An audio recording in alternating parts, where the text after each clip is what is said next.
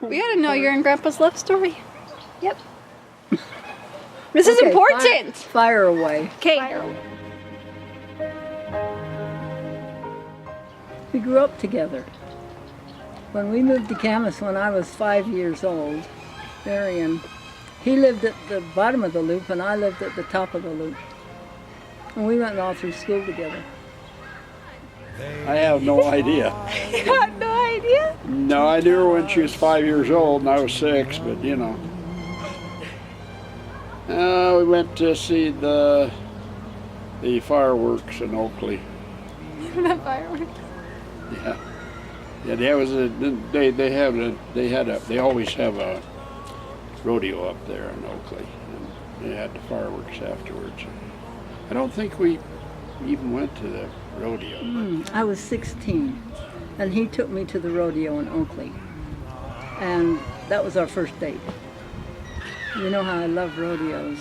I didn't, but it was all right. It was a date, right?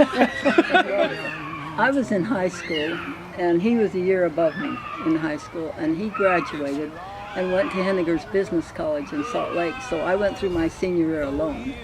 And it was really boring, because we would write notes and pass them to each other as we met in the hall, going to different classes. And so I really missed him in my senior year. I probably knew she was the one before she knew I was the one, so. I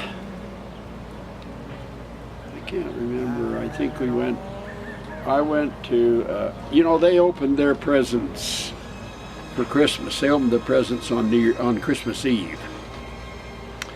So I invited her to go somewhere with me on Christmas Eve, and she said that she couldn't go.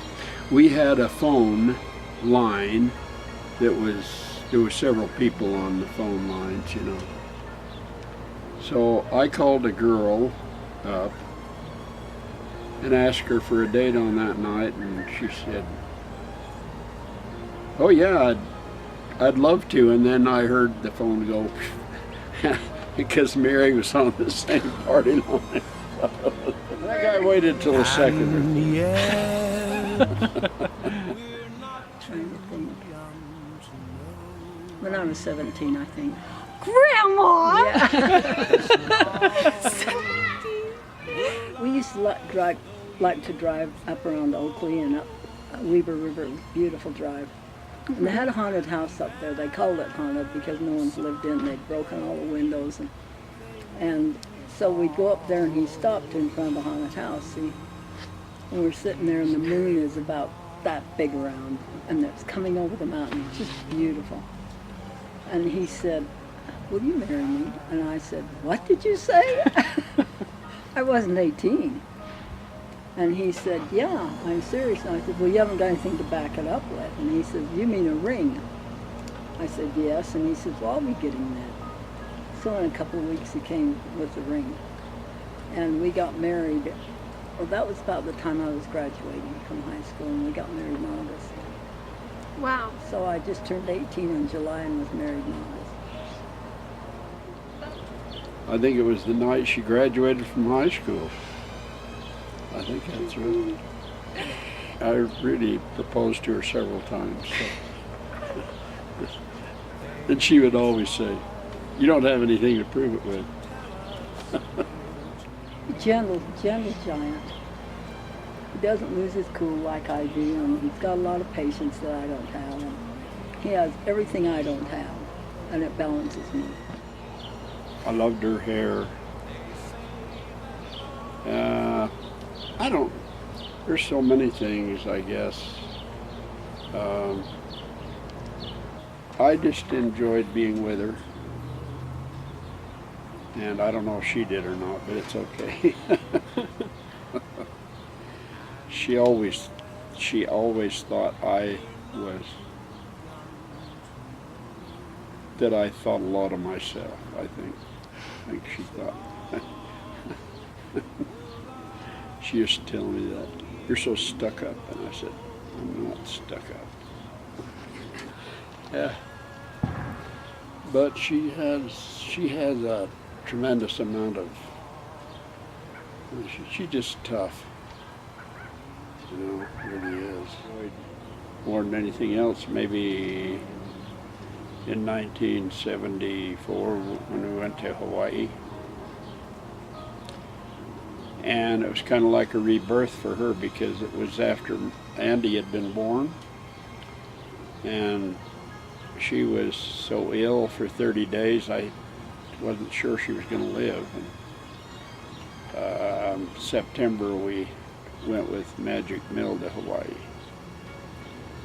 And I remember that we really enjoyed that. He played a couple of recitals in Kansas.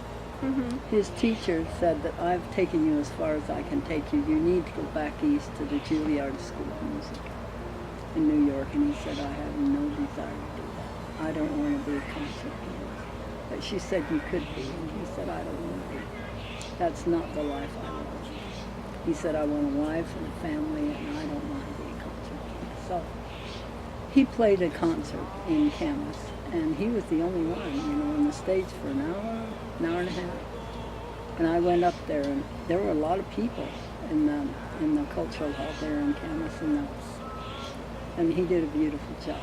It was so perfect, and every number was harder than the one before. And I was just so thrilled, that he'd done that. And his mother, he owes it all to her, because she told him, she said, now you can sit there at the piano an hour or you can practice, but you're going to sit there 1 hour every day. And he did. I can't say they've all been glorious and wonderful, because everybody has their ups and downs, but I've learned a lot over the years that I don't stay angry. Because I heard a story once of a woman that they'd had a tiff and her husband left, and he was killed in an automobile accident, and for years she blamed herself because she said, I didn't tell him I loved him, I let him go out the door when we were angry. And so I've tried not to do that, but I did at first. I was angry over a lot of things at first because, well, you got to realize we're out of high school, there's no money, there's no income, there's no anything. And Dale's parents had convinced him to come to work on the farm again. There was no money. They took all the milk check, and all the money we had was the money that he made giving piano lessons, which were 4 or 5 a week. And so it was hard. And if I needed food, he'd go over to his mother's garden and bring home beet greens. And do you know how bad I hate beet greens and beets? I've learned to like beets, but I hate beet greens. He's got them growing over there. Too many memories. If I got really hungry, I'd go up to my mother's and she'd feed me. Fantastic. Yeah. Yeah, she's one in a million. It's hard to... It's been pretty hard for anybody else to do what she's done, I remember that my mother taught her in beehives, and she was a beehive. I remember that her mother was talking apparently to some of the kids, some of her sisters, and they said, boy, we're not going to have kids like that, And Mary said, I will. And she did. Without planning on it, 'cause I do. You never lose hope and you never lose faith. And I was raised in a home where there was great, great faith. And I knew the Lord loved me, and no matter what happened in life, that I could turn to my Heavenly Father. And He heard and answered my prayers many, many times. I remember that they had moved an old Relief Society house on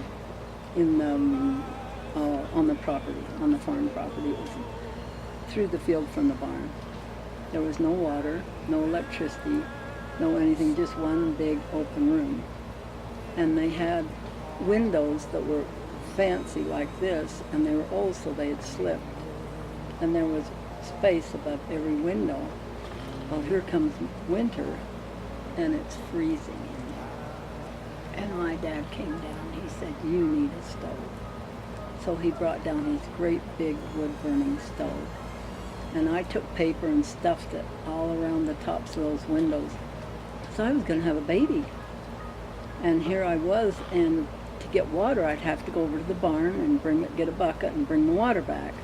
And then I had 2 big pans that I washed dishes in and stuff. But to go to the bathroom, you had to go to Grandma's or go to that Grandma's. But anyway, so, you know, the struggles are good.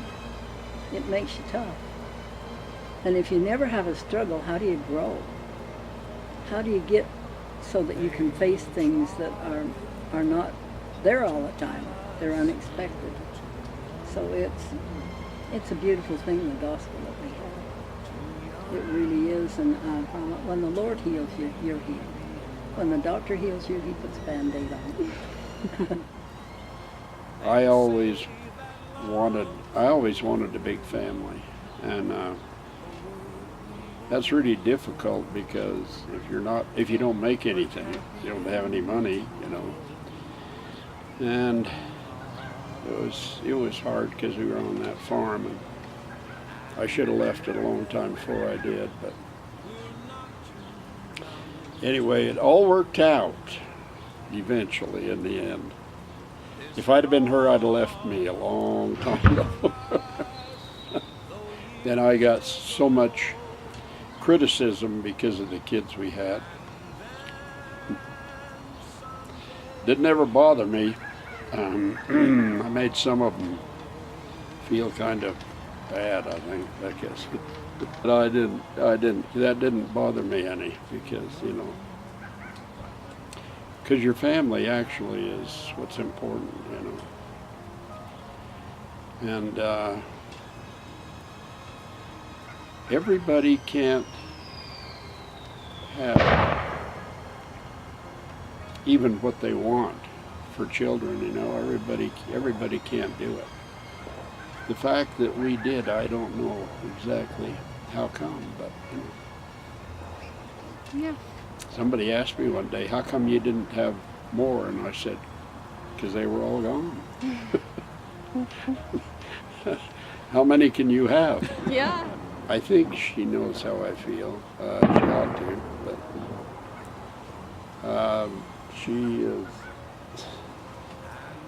she's really an unusual person, and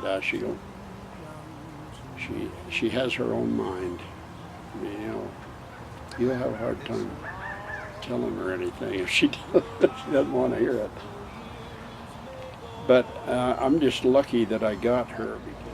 Oh, thank you for 65 wonderful years and the best husband ever. He's just so kind. And you know, when you're pregnant, you're always thirsty when you get in bed, right? And he has brought me water for how many years of children, and he still brings it. Every night he'll bring me a glass of ice water and sit it by my bed. And he's never ever not done that.